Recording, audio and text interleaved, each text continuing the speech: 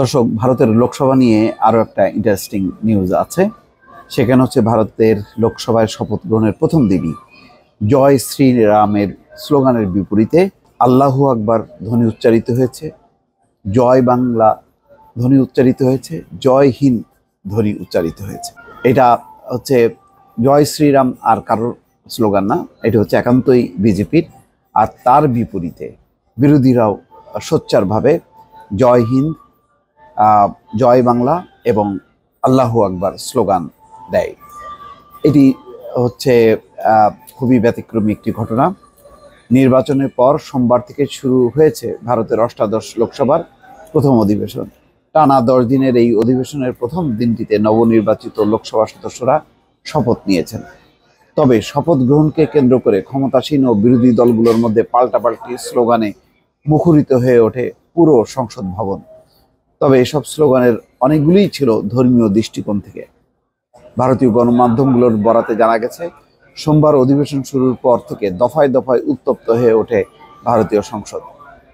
বিরোধী ইন্ডিয়া জোটের সংসদরা শপথ নেওয়ার সময় ক্ষমতাসীন বিজেপির সংসদরা সমস্বরে জয় শ্রীরাম স্লোগান দিতে শুরু করেন।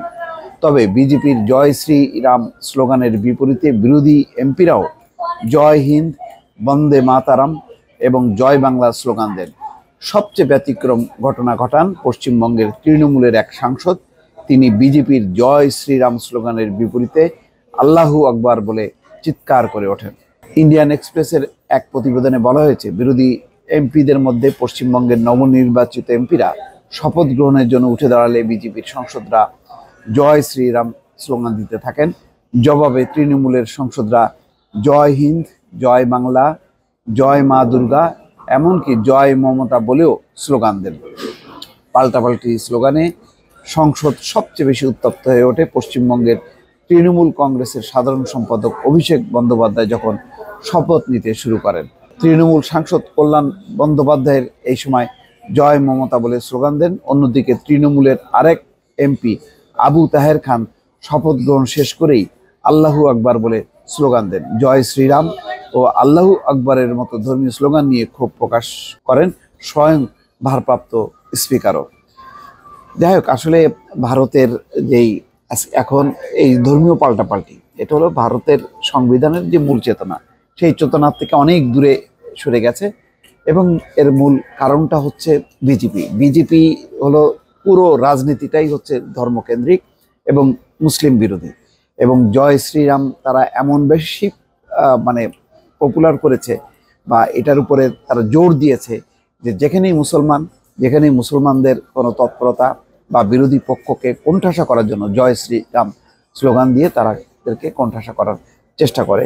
তার বিপরীতে এবার যেহেতু বিরোধীরা ভালো অবস্থান তৈরি করেছে, সুতরাং তারাও এখন পাল্টা অবস্থান নিতে যাচ্ছে।